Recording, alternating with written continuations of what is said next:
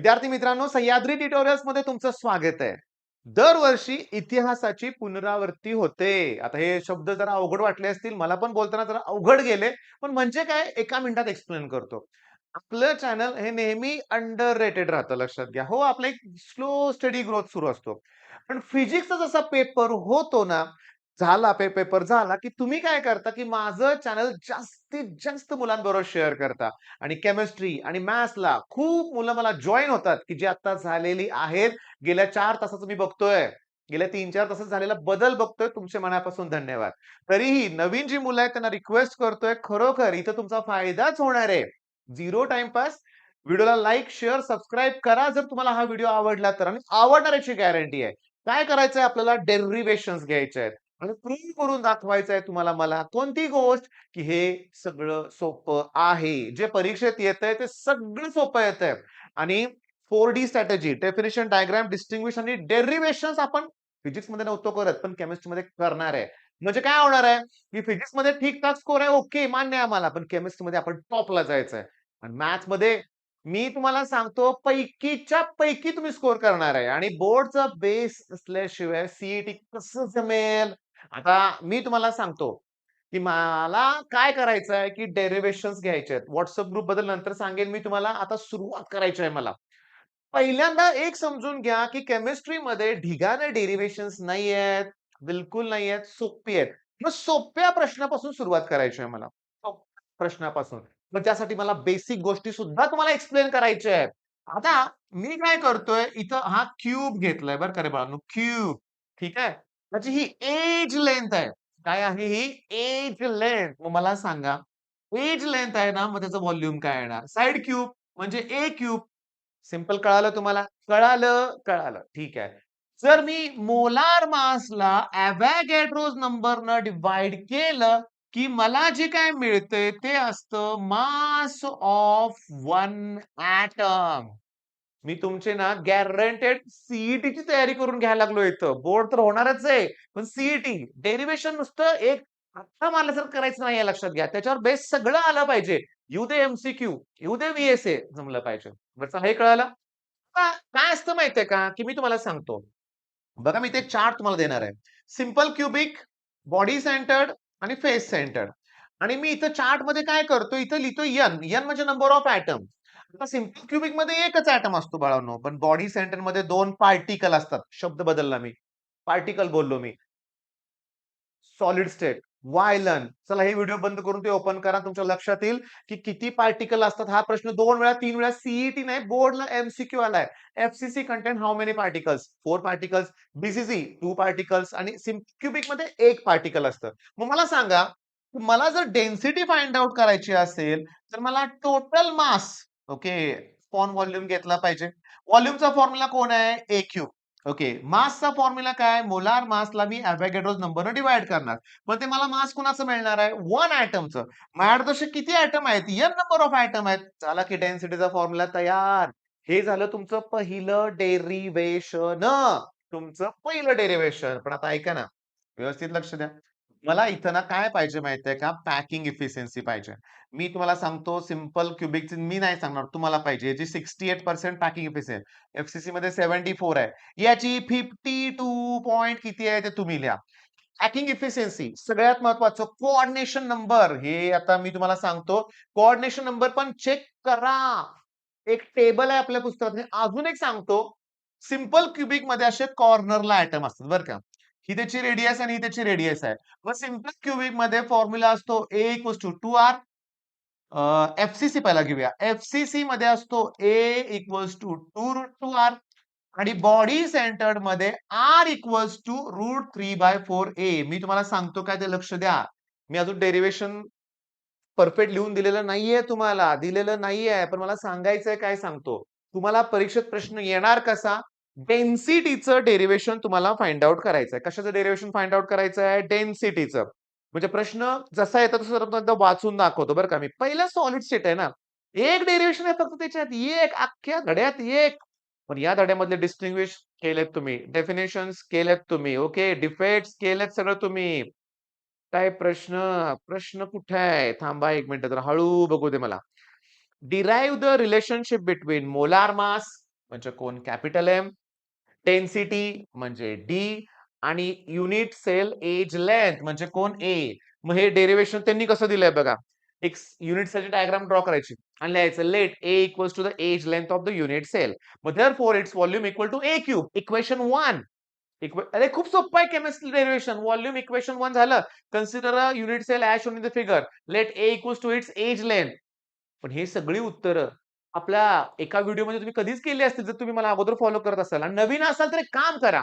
नवीन असाल तर एक काम करा, की तुम्ही या नंबरवर एकतर कॉल करून विचारा तुम्हाला काही अडचणी आल्या तर.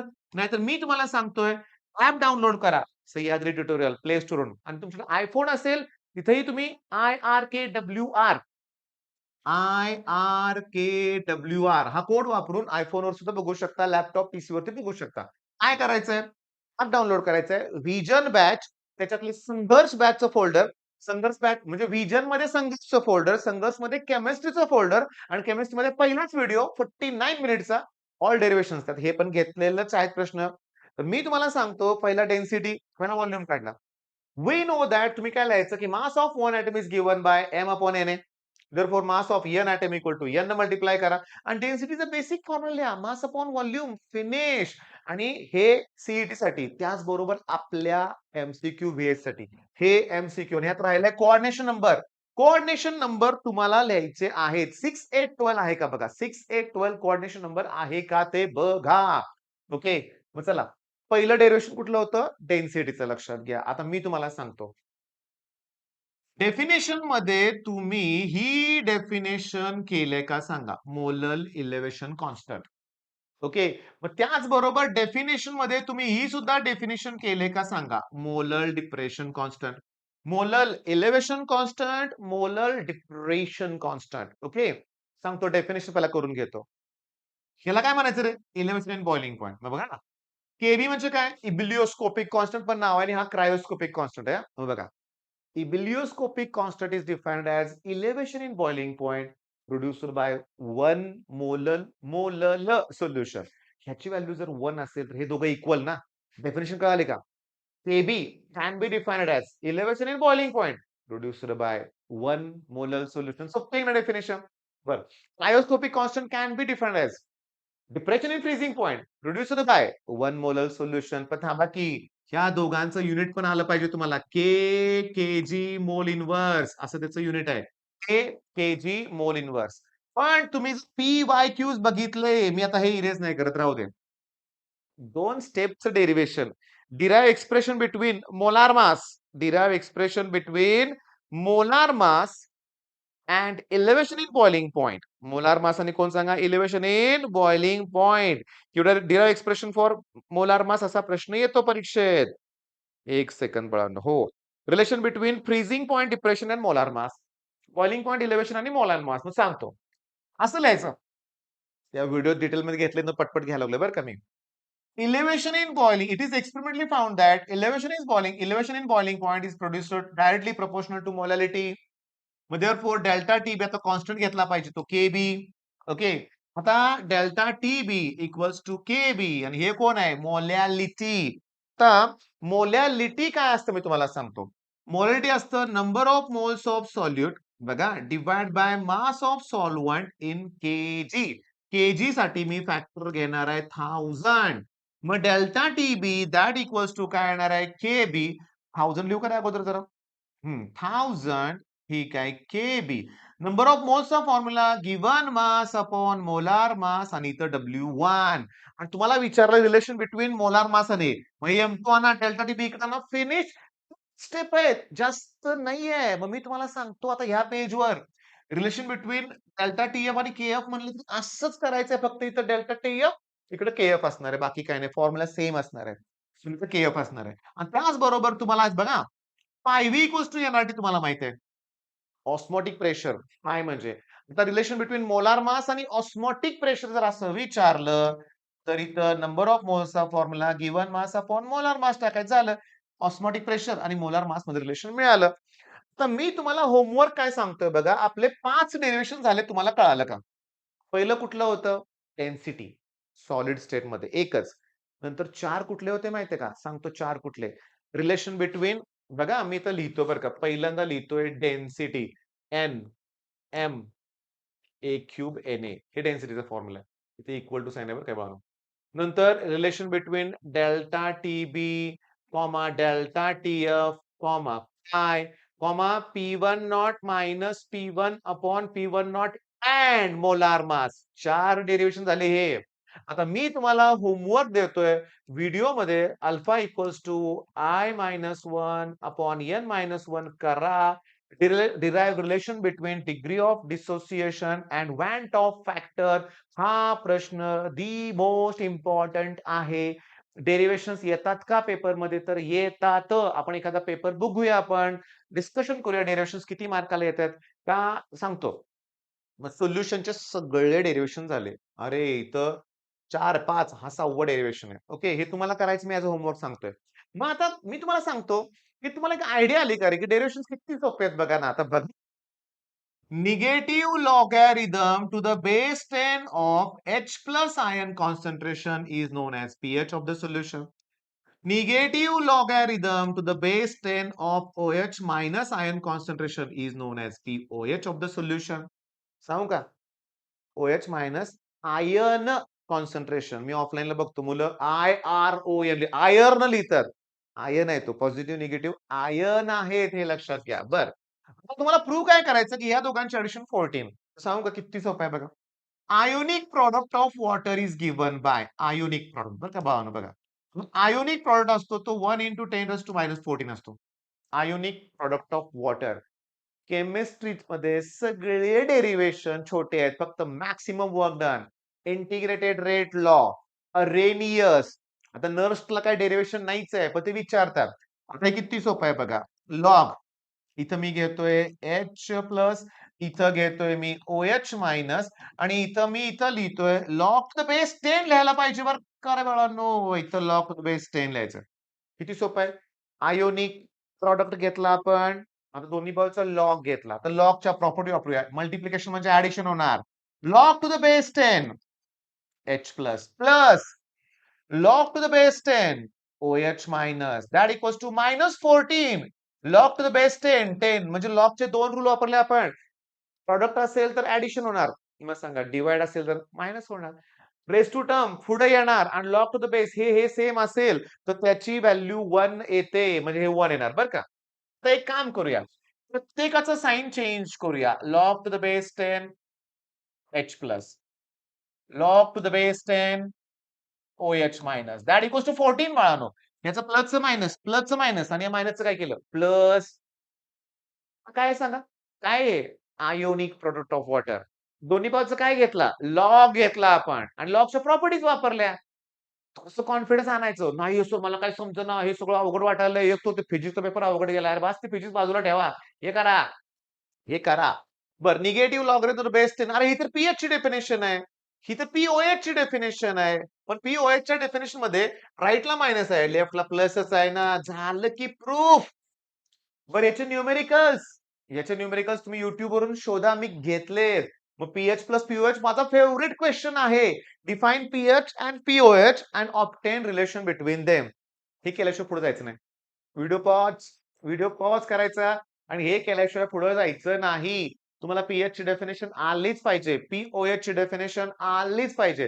त्यांच्यामध्ये रिलेशन जमलंच पाहिजे. हे केल्यानंतर मी तुम्हाला सांगतो मी इथं टाईप काय करतोय बघा युट्यूबवर. तर मी युट्यूबवर टाईप करतोय पीएच अँड टाईप करतोय पीओएच आणि त्याच्या पुढे लिहितोय मी नुसतं सह्याद्री केलं की लगेच ट्युटोरियल येतंयच बाळानो. ओके मग pH plus pOH Sahyadri tutorials. Okay आपले लेटेस्ट व्हिडिओज यायला सगळे बरं का लक्षात घ्या. पीएच आणि पीओएच मधलं अरे अरे अरे अरे सगळे आपलेच व्हिडिओ यायला लागले. चांगली गोष्ट आहे चांगली गोष्ट आहे. पण पीएच आणि पीओएच डेरिव्हेशन आणि मग सह्याद्री ट्युटोरियल्स असं टाकतो मी.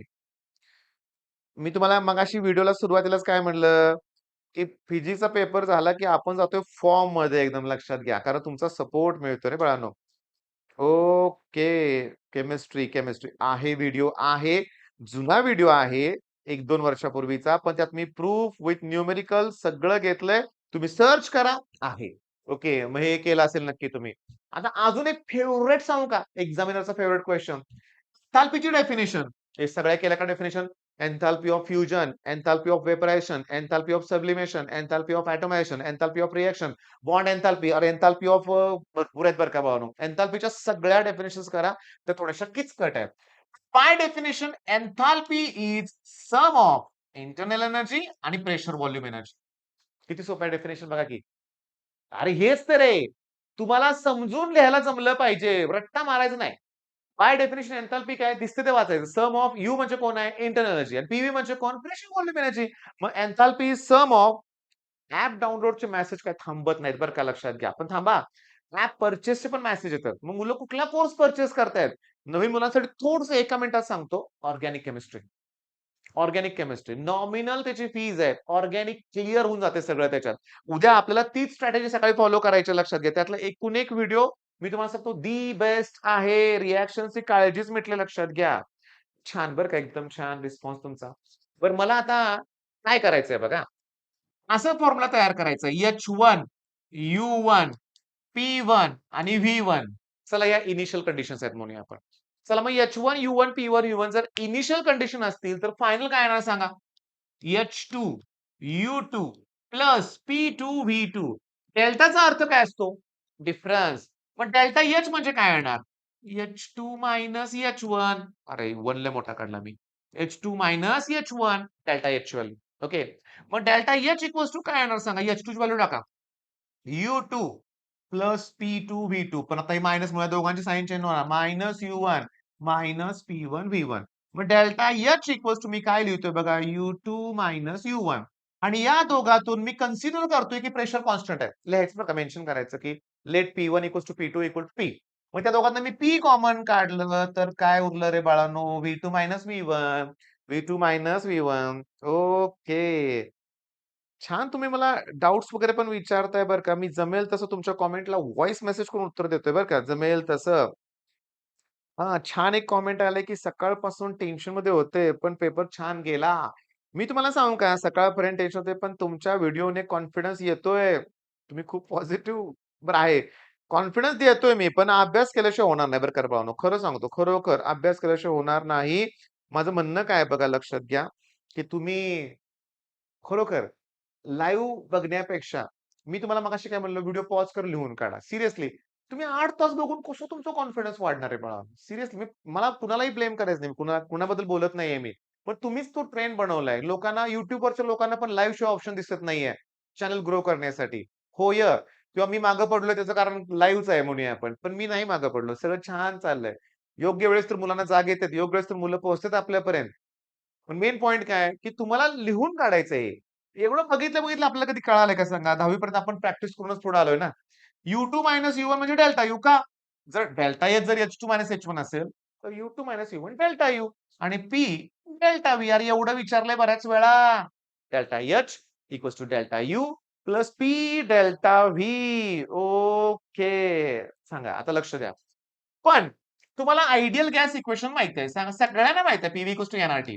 मग सांगा काय येईल? पीव्ही1 इक्वल्स टू काय येईल रे? N1RT. पीव्ही2 इक्वल्स टू काय येणार? N2RT. मग चला सबट्रॅक्शन करा. पीव्ही2 मधून पीव्ही1 मायनस करा. मग N2RT मधून N1RT मायनस करा.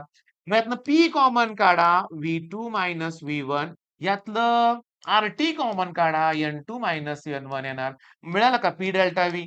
पण हे डेल्टा एन मिळणार ते फक्त गॅसियसाठी असतं लक्षात घ्या आरटी. मग ही व्हॅल्यू तिथं पुट केल्यावर तुम्हाला मिळणार आहे delta H equals to delta U plus delta n g R T. मी मोस्ट प्रोबॅबल क्वेश्चन घेऊन झालेत आपल्या लक्षात घ्या. हो घेऊन झालेत. पहिला टॉपिक, दुसरा टॉपिक आणि मी तुम्हाला सांगतो थर्मो मधलं हे 2 प्रश्न सॉरी हे आयोनिक मधला आहे. थर्मो मधला तो प्रश्न सिंपल आहे. ओस्वाल्ड डायल्युशन मी बाजूला सरकतोय. व्हिडिओ पॉज करायचा आहे. व्हिडिओ पॉज करायचा आणि हे लिहून काढायचं आहे. लक्षात द्या. ओके. पीएच पीओ झालं, डेल्टा एच डेल्टा यू पण झालं लक्षात घ्या. आता तुम्हाला काय करायचं आहे की वर्क डनचा formula minus P delta V W max एक लक्षात घ्या -2.303 NRT log to the base 10 V2 अपॉन V1 त्याच्यानंतर integrated rate law T equals to 2.303 अपॉन K log to the base 10 A0 अपॉन AT आता integrated rate law T equals to A T minus A not upon K. सांगतो हे आहे first order reaction साठी, ही आहे झिरो ऑर्डर रिएक्शन साठी. मग फर्स्ट ऑर्डर रिएक्शन साठी हाफ लाईफ 0.693 अपॉन के. म्हणजे फर्स्ट ऑर्डरचा हाफ लाईफ कॉन्सन्ट्रेशन वर डिपेंड नाहीये. पण झिरो ऑर्डरचा हाफ लाईफ इथं मी ए नॉट बाय अरे रे रे अरे इथं ए नॉट पाहिजे, इथं एटी पाहिजे. मग एटीची व्हॅल्यू जर मी ए नॉट बाय 2 टाकली तर त्यातनं हाफ शिल्लक राहणार. ओके, हे शिल्लक आणि एक आहे. हा झिरो ऑर्डर साठी, हा फर्स्ट ऑर्डर साठी फॉर्म्युला आहे, हे लक्षात घ्या. बरं, आता त्याच्यानंतर मी तुम्हाला सांगतो, तुम्हाला नर्स्ट इक्वेशन फक्त लिहायचंय. आरएनएस इक्वेशन फक्त लिहायचंय तुम्हाला, हे लक्षात घ्या. फक्त लिहायचं आहे. आता सगळेच डेरिव्हेशन झाले की बाळांनो? होय, झाले तर. कुठं जास्त आहेत सांगा बघू? 1, 2, 3, 4. ओके, 4 झाले म्हणूया आपण. हे 5, 6 म्हणूया आपण. त्याच्यानंतर पहिल्या टॉपिक मधले ते 5, 11 झाले. त्याच्यानंतर तो कुठला रे दुसरा टॉपिक काय घेतला रे? हो, हे 2 मधले पी-एच, पी-ओ-एच वगैरे झाले. म्हणजे 12-13 डेरिव्हेशन्स आहेत रे बाळांनो. त्यातले पण आता सांगतो आपल्या ॲप वरती जे आहे त्या डेन्सिटीचं नव्हतं. पण बाकी सगळं घेतलेत की आपण. आणि छोटा मी तुम्हाला सांगतो, अर्ध्या तासाचा हा व्हिडिओ होत आलाय आपला. आणि कॉन्फिडन्स लेव्हल खूपच छान आहे. तुमची पण आणि माझी पण. पण पुन्हा नवीन मुलांना रिक्वेस्ट, रिक्वेस्ट ही YouTuberला करावीच लागते बाळांनो. तुम्हाला हा व्हिडिओ आवडला असेल तर लाईक प्लीज करा. जास्तीत जास्त मुलांबरोबर हा व्हिडिओ शेअर करा आणि आपलं ॲप डाउनलोड करायचं थांबवायचं नाही. तुमच्या WhatsApp ग्रुपवर सांगा. तुमचे आपले व्हिडिओ तुमच्या स्टेटसला जमलं तर ठेवा. जास्तीत जास्त मुलांना याचा फायदा होऊ दे बाळांनो. ठीक आहे? मग आता हे झाल्यानंतर काय? तर झोपायचं नाहीये. मी तुम्हाला सांगतो आपलं डेरिव्हेशनचा पार्ट कंप्लीट झालाय. तुम्ही काय-काय केलंय सांगू का तुम्हाला? पहिल्यांदा लॉज फिनिश केलेत. लॉ नंतर डिस्टिंग्विश केलंय. डेफिनिशन केलंय. आता हे डेरिव्हेशनला लागणार आहे वेळ. डेरिव्हेशन करून झोपला तर फिनिश. नाही. मी आज तुम्हाला सांगतो खूप रात्री बघणार आहे किती वेळापर्यंत तुम्ही करताय ते.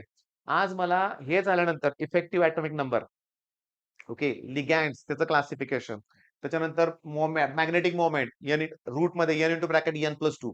म्हणजे हे जे आहेत ना क्वेश्चन्स ते घ्यायचे आहेत. त्याचबरोबर तुम्हाला अजून अभ्यास पण द्यायचा आहे पहाटे उठून करण्यासाठी. पॉलिमर, ग्रीन केमिस्ट्री आणि बायोमॉलिक्युलर टिपिकल क्वेश्चन्स तुम्हाला द्यायचे आहेत मला. आणि त्याच्यानंतर उद्या आपल्याला मग ऑर्गॅनिक करायचं आहे. ओके. मग चला, चला जीव तोडून अभ्यास करा. All the best.